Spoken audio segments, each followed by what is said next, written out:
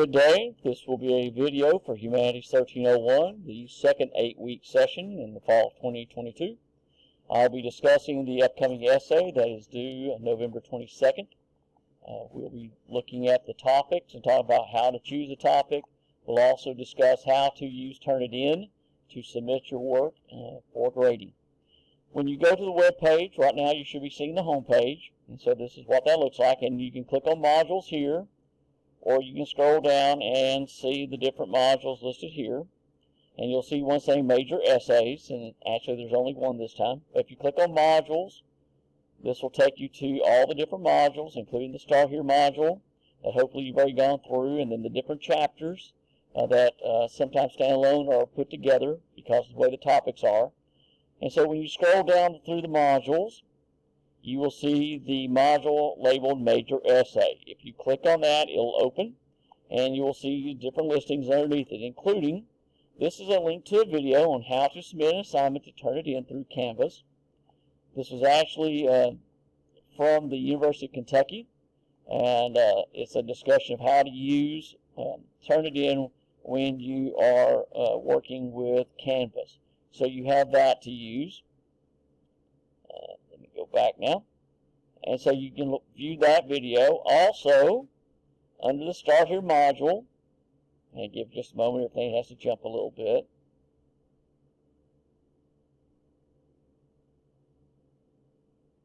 And it's supposed to jump back down, but I guess it didn't do that. There it goes. Okay. Under the Start Here module, you will see submitting a paper and Turnitin. This is from Canvas, in which it explains how to find the assignment, submitting that one, following the different details where you'll see how to use those and work from there. So that has it written out. I'm not going to read it to you. You can handle that part on your own. The video works really well too from the University of Kentucky, where it explains how to do that, showing how to access the assignment and then move from there to access Turnitin. And I'm going to show you also. So here we click on the major assignment. I do have examples of an essay and a works cited page for you. We'll talk more about MLA format here in just a moment, because we do make sure we want to do that one. This is where you'll find the video. This is an older video, one that's done earlier this semester, but I will be replacing this video with this particular video here that's currently posted. I'll be replacing with the video we're making right now. But down here you'll see the major essay over chapters 9 through 14, and when you click on that, it will open. And as it says here, answer one of the following topics with details and support from the textbook. Outside sources may be used for further support. The response must be approximately 1,000 words. You can write more than that. You are to follow MLA format. Shorter responses and those that do not follow MLA format standards will not be graded. Please submit in a docs or doc format. You can also use RTF. I suggest you don't use Pages if you're using an Apple product. Pages, Canvas, and Turnitin do not speak well together. Same thing if you're doing from Google Docs, where it generally saves as a PDF. PDFs will upload, but what can happen sometimes if you've used your Google Drive to write your paper and you try to save it, the format when it gets uploaded gets mangled. It doesn't maintain the proper format, so things can happen there. So you want to make sure that you have those. What you will see after you click on that is the actual assignment itself, and you have the directions here, and as it says, select one of the following topics. So that means there are 10 listed topics. You are to select only one. Do not try to answer all 10, because then you'll be writing 10,000 words or more. What you need to do is select one of these various topics that are available. So again, you're going to develop an essay that shows critical understanding based upon what you have read and what you also can find through research. The essay should have a sharp focus with specific details. That means don't generalize. Rather look at the book, look at the research, and write about what you find out there. It is to be approximately 1,000 words in length, as it said in the other instructions. Shorter responses will not be graded. You should show the hallmarks of good writing. I also teach English, so yes, I expect a properly written essay. That means you will use correct grammar, proper mechanics, sound writing techniques. That means you will have paragraphs. You will have citations for the information for those details. You will provide explanations as you offer information from sources. You will then discuss that information to explain how it fits the point you're trying to make. You will have a thesis for the overall essay. So you're going to have all those. You are going to follow MLA standards, which means your essay is to be double-spaced. That means you hit the tab button. For the paragraphs, you are to have proper paragraph structure. You're going to have a double-spaced essay, paragraph structure, tabbing over for paragraphs. You're going to have a proper heading, proper title. You will have a works cited page for all the sources that you will employ. You will have citations throughout your essay. All that is supposed to be included. This essay is due by the 22nd, which is actually not a Sunday. This is due on Tuesday, the 22nd. I'll make sure I get that corrected. Originally, I had it due on Sunday, the 20th, and I thought that would not give you enough time, so I changed it, and I forgot to change that date. So I'll get that taken care of here in just a little bit. What we're looking at are different topics. The first topic, again, that you may select, again, select only one, is a focus on Charlemagne, first Roman emperor, Holy Roman Emperor. He had a background as a warrior, but he also was very influential in other areas, as our book talks a little bit about. So what I would like you to do is write about Charlemagne and his influence in all the different ways that he does, into education, arts, architecture, the way he impacted the structure of the monasteries, for instance. All these details need to be included as you research that. And so you have details in the textbook, but you'll also find other sources that will help to expand upon that one. The second topic you may choose, again, select only one, is about a character, is about an individual named Hildegard of Bingen, St. Hildegard. She's referenced in your book at the opening of the chapter. She is, in fact, referenced. And then she's mentioned a little bit more, but not much. So this gives you a chance to look at who she actually was, what her major achievements were, why she is considered a significant figure. And what is it that her life represents, especially how women of the Middle Ages were regarded, and how her life moves past that, changes how women were viewed. So I'd like you to talk about that as she's sits here as being a pioneer for women. The third topic is all about architecture. So again, if you don't want to write about Charlemagne or Hildegard, you do not have to. If you don't want to write about people, fine.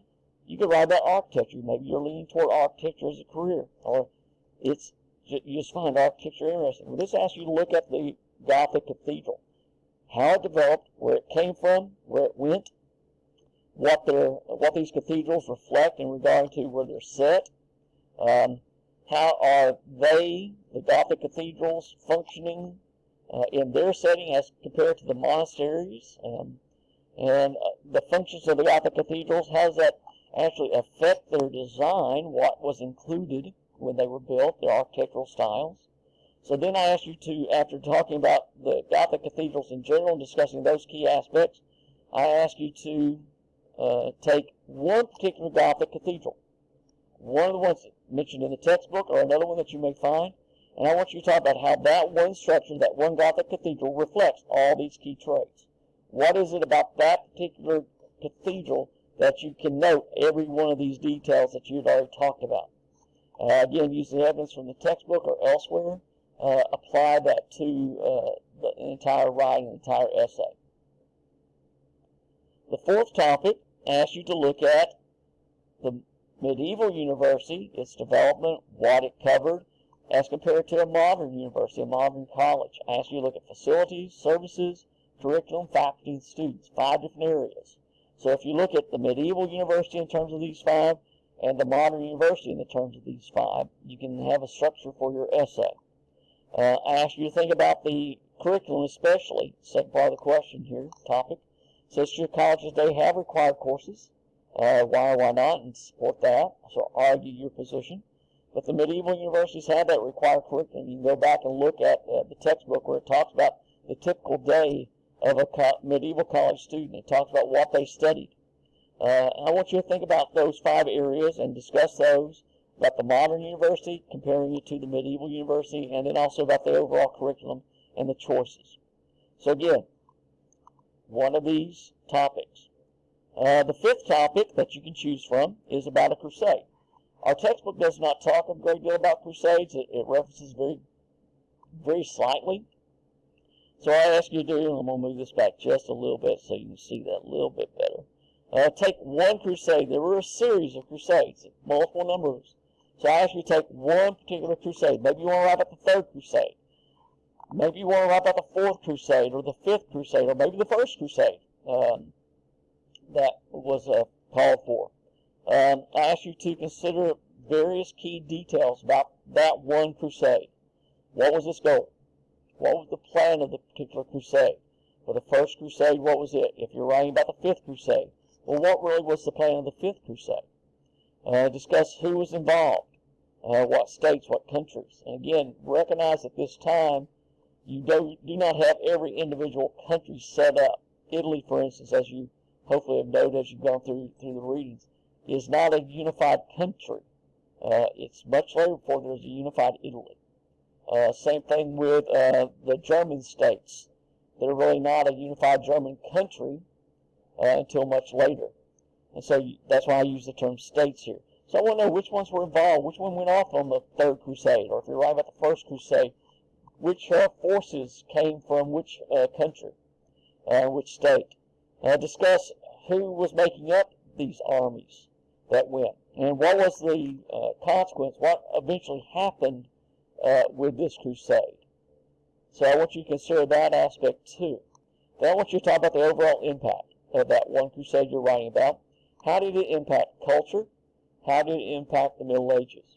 What did it lead to? And so I want you to write a detailed report about what you can find out about those. So again, those are the first 5 topics. Again, writing about one of those. This particular topic, number 6, actually go back and look at a particular figure, Giotto. His full name is Giotto di Bondone. Giotto is a figure who has a great deal of impact on art and the details of what's going to occur there. So as you look at this particular one, I ask you to talk about this artist, how he was a major move from what had previously happened. The book mentions some of it, but you'll need to do some further research. How did his work also then influence those who came later? Look at the details of his life, the key moments in his life, and how all those are reflected by what he did with his artwork. And then I want you to use one particular work by Giotto and discuss that one particular work. Do a significant discussion about it. Analyze his use of perspective, his use of topic, his theme, use of color and paint style. All those should be part of that discussion. So if you choose topic 6, you'll be looking at Giotto, his life, his impact, and then you'll be looking at a particular work of his especially. Number 7 asks you to look at literature. Again, I want you to look at 2 particular ones, Dante and Chaucer. You have quite a bit where these particular authors impacted or had reflection about religion in their works. The church receives criticism. In Dante's Divine Comedy, for instance, there are references to popes, and they don't come off so well. In the Canterbury Tales, Chaucer quite often uses satire about many of the key figures that he has introduced. In the prologue, for instance, where he introduces different figures associated with the church, many of them also do not come across as very nice people. So I ask you to look at that and talk about these views and how he holds this up in what particular detail. So you'll have to look at the works for this. So this will require a little bit of understanding of the literature, and then looking specifically about how these works present about the details of the church as the church is depicted. Number 8 is, went too far, sorry. Number 8 is about Michelangelo, major figure. And he has, of course, a great deal involved with the Renaissance, but he also moves past the Renaissance, especially with his impact on artists who follow him. So I ask you to look at what he does, and I want you to explain one sculpture in each of his periods. There are like at least 3 periods of his life that you can look at. So I want you to look at sculpture that he does. If you decide not to go with sculpture, I mean, you can look at sculpture. If you want to include one of his paintings, and he doesn't have very many of those, you could do that one. But a sculpture would be like his David, his Pietà,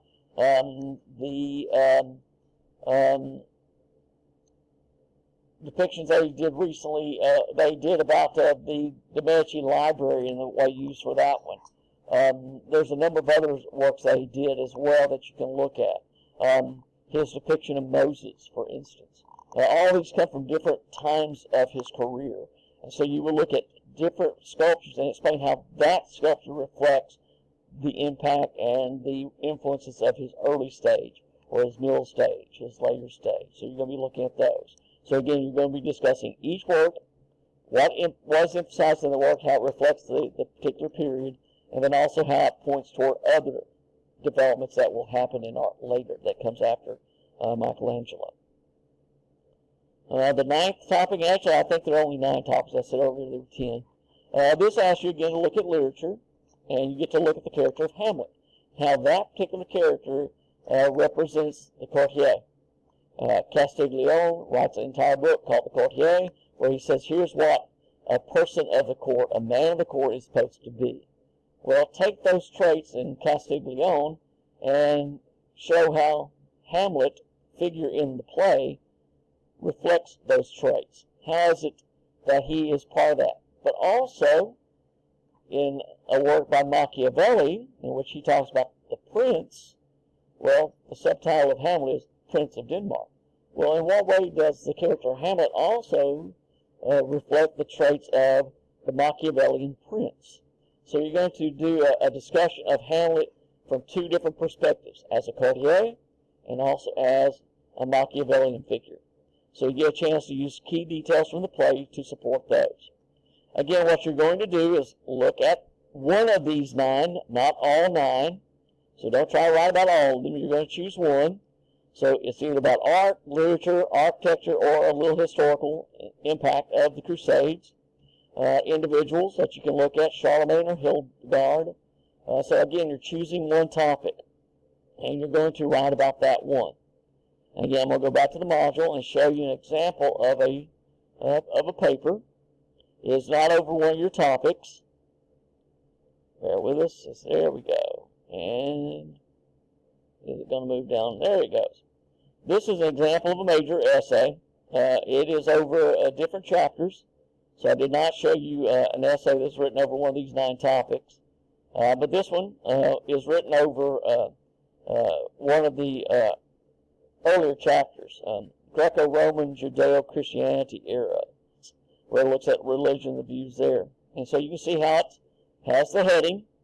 The student name would be there, my name, course, and the date. Then you have your title, and then you have your essay. And yes, it should look just like this.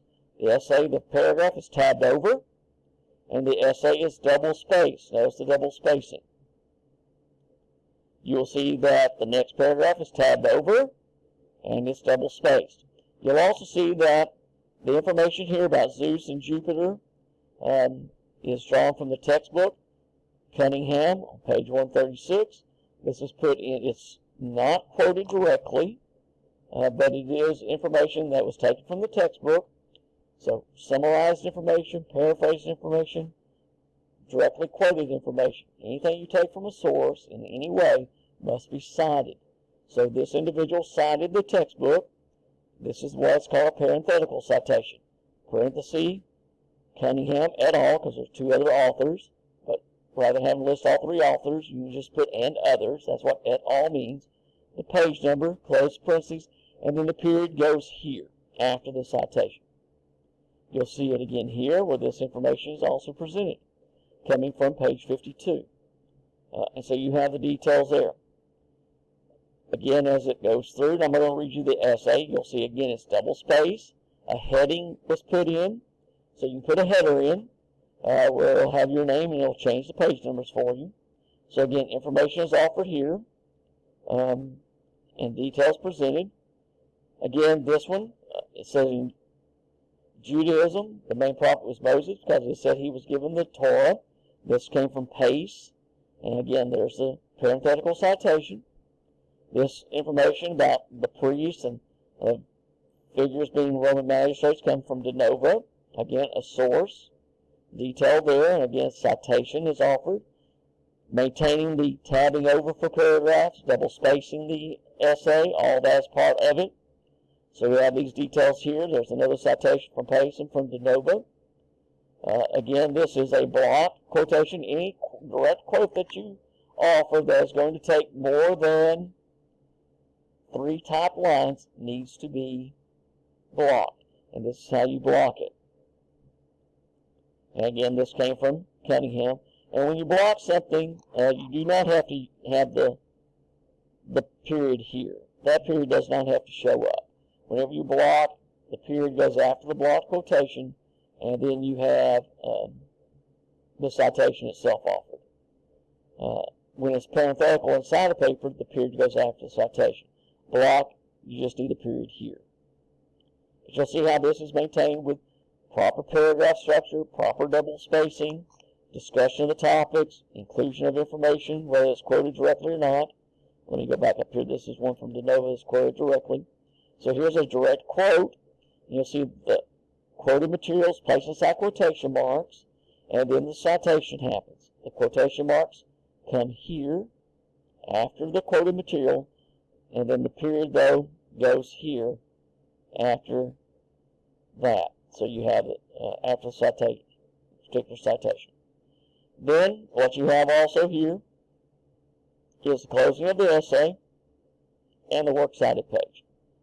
Notice that the sources are aligned alphabetically. You got C, U, D, E, and P, A, so it's alphabetized. The first line of the entry goes against the left margin. If you have subsequent line, that gets tabbed over once for what's called a hanging indentation. There actually should have been a period here at the end of this one. So just as that one has a period here and this one has a period here, there should have been a period here as well. So you have the citations. Again, the title of the textbook should have been italicized. I didn't fix any of this. I just had permission to use this essay, so I didn't fix it. But you can see how you can do the textbook. So if you're going to be using the textbook, which you probably will for your topics, you can actually copy and paste this, italicize the title, and then just change your page numbers to whatever pages that you're using. For your articles that you will use, the research material, this is where these come from. This comes from our library resources. I'm about to talk about how to find resources in just a moment. So you have the details here. So again, this is the sample research paper I have for you. I also have for you another example works cited page. We'll look at that here in just a moment. This all changes and jumps. Give it a moment. There we go. So I have another example works cited page here for you. Again, when you click on it, it will open. This is a little different. This is has just the one article and then the textbook. And you can do the textbook this way, or you can do it this way. Either way will work. So if you want to copy this one or this one, and then change the page numbers that you use for your paper, that's perfectly fine. Just copy and paste it in, and you'll keep this format. But notice again, first line goes against the left margin, subsequent lines just they are tabbed over once each, so that you have what's called the hanging indentation. So you have it in that way. So hopefully you don't have any question about that, but you can look at it. Now I'm going to show you about researching and what you can find and how to use sources. First, whenever you're doing research for academic purposes, certain sites are not to be used. They're just not academically credible or certifiable. For instance, Wikipedia, nothing against Wikipedia, but don't use it for academic purposes. Do not use it to write about for an essay, for any college course. That should not be a source. Typically, we want to stay away from those .coms as well. What we do have are library resources. So if I click on this, I'm going to open it in a new tab so you can see this one. We have for you here the EBSCO Discovery button. And if you type in here, for instance, if I type in Charlemagne,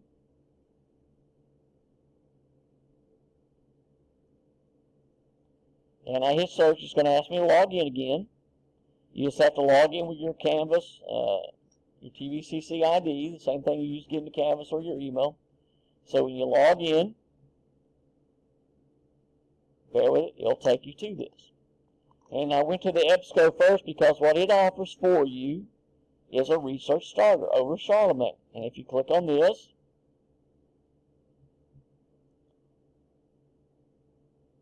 it gives you details about who he was.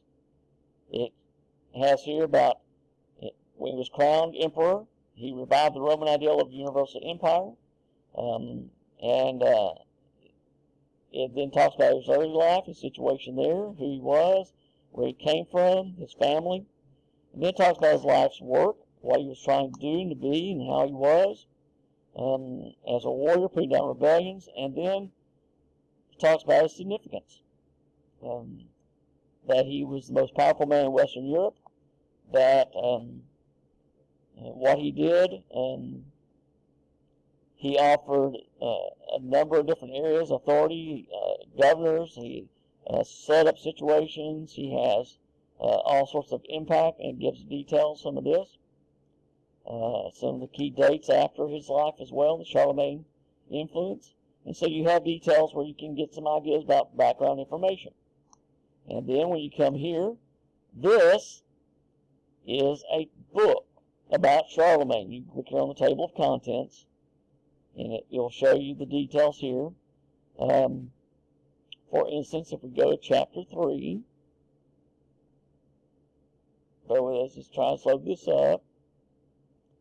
This is a chapter out of a book. It starts talking about Charlemagne and how he was setting up and how he's detailing and becoming the powerful figure that he would later be. Talks about family history. If you go to chapter 4, talks about his view about faith and as a Christian king, what he tried to do as he led Christianity and influenced others. And then here it is about his details there. And then chapter 5 goes into further detail about him. What's called the Carolingian Renaissance. In this chapter you'll find quite a bit that he has, and how he impacted such areas as education, how he impacted trade, how he impacted the idea of commerce in that way. And it talks about the effects of Charlemagne's life. So there you go. That's part of what you're asked to do for your essay. So you can find some good details in that particular book. This is another book about Charlemagne by Richard Winston. This is actually a really good one also. And again, table of contents are listed here. And you can see the details that are offered here, where especially chapter 7 says legacy and legend. So you might find some useful details in this chapter to talk about his influence and impact, which is what the topic number 1 asks you to look at. And so again, you can look at some of the details here.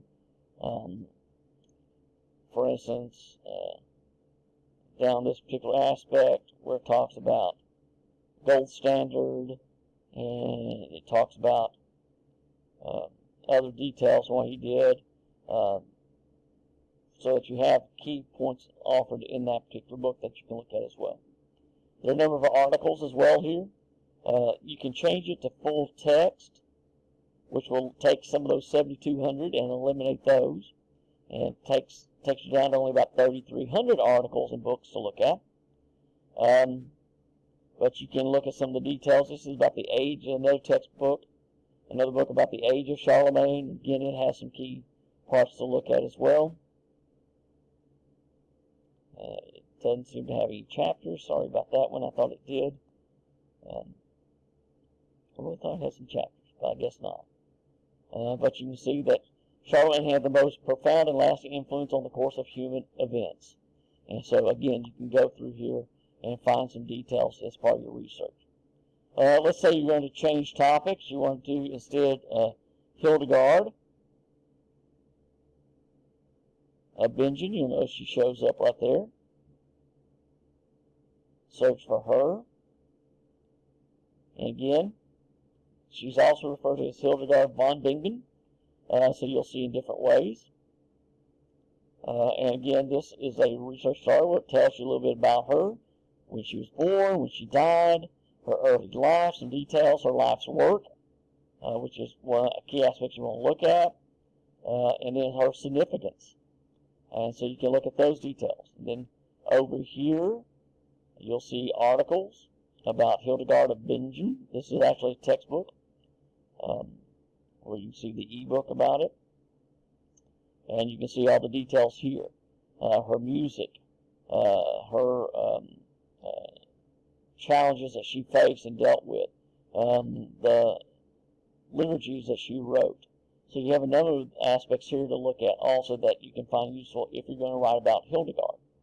Again, all these are possible for you to look at. And so this is through our library resources in that way. There are other ones to look at as well. You can, but the EBSCO one works really well. Excuse me. The research databases here is what I was trying to go to. You see a number of these here. There's the EBSCO Discovery one, but there are others to look at as well. If you're going to be looking at the literature, Chaucer and Dante, for instance, if you're going to look at those, this particular one right here, the Literature Resource Center, is very useful. So if I were going to use, if I were going to be writing about Chaucer and his satire of the church, then I could go to this one, and literally I could put in Canterbury Tales, and you'll see Canterbury Tales right there, and I can search, and you'll see the value of the Canterbury Tales, and the details of it, the idea of some of the key aspects that are introduced in these. You have this idea of irony and symbol, so that would be useful to look at.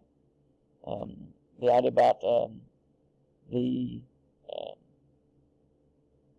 particular characters down here. I'm trying to get, yeah, okay.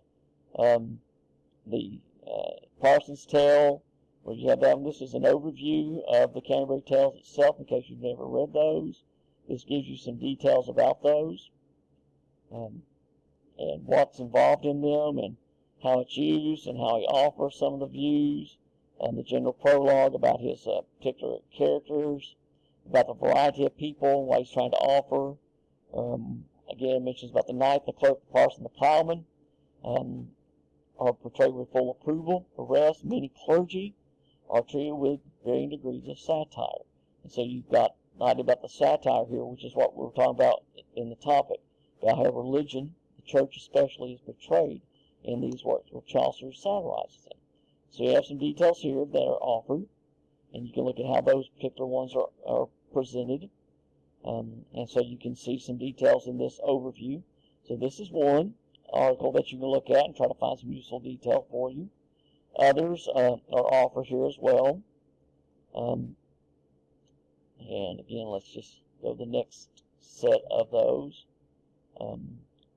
where you have, again, some of the details that are presented. The pardoner, for instance, is one of the church-related figures and what he's like. You can have, there it is, about his religious tales and views there, and how they're presented. And so you have a number of these that you can look at as well here. And so, again, these are sources that you want to look at and use as from our library resources here. A research database if you're dealing with literature. Otherwise, I would stay with EBSCO Discovery here. And you can find some really good information from those. So one more time, let's go back. You go to the modules. In the Start Here module, I have the explanation about how to use Turnitin. I have the video here about how to use Turnitin.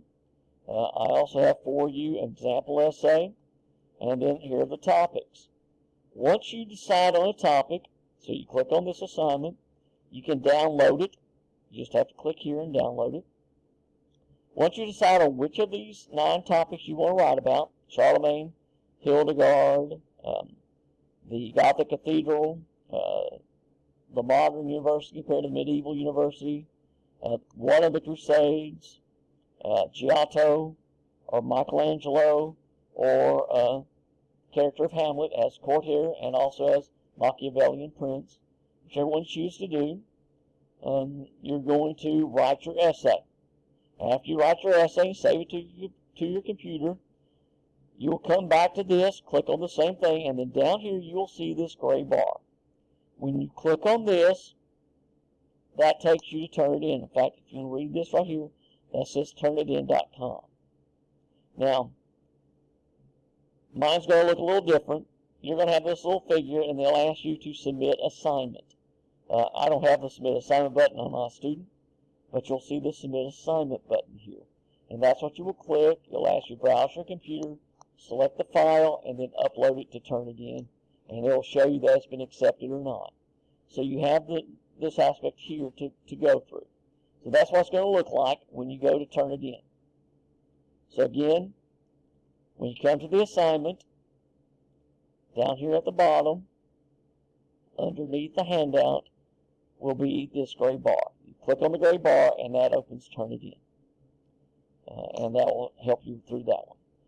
Once your essay has been uploaded, and I have an opportunity to score it, bear with just a moment, it's going to jump again. I will score the essay, I'll put comments on it, and I'll write a general comment. To find that feedback on the essay, I have an explanation here. And so this tells you how to go through and find the feedback on the essay.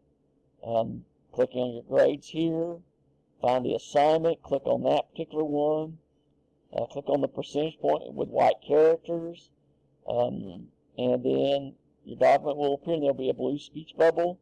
On the right hand side you'll see some little blue areas. You'll click on those and comments and marks will appear and you can look over those. So that's how you want to find the feedback once your essay gets uploaded. So again, the essay is due on the 22nd. It's a Tuesday. It says Sunday. I'll be fixing that for you guys. Originally I did have it due on Sunday the 20th, but I gave you a couple extra days because the way our semester is, we're short anyway, so I thought you might need extra time. But you have those to take care of on choosing a particular topic out of the out of the 9 that are listed. You will choose only one. You'll write your essay. You will upload to Turnitin, and then over the Thanksgiving break, I'll make sure it gets scored for you. So I hope this will help you understand what to do for your essay, and I'll be posting this for you very shortly. And I'll send out a note, an email, and an announcement that this commentary has been posted.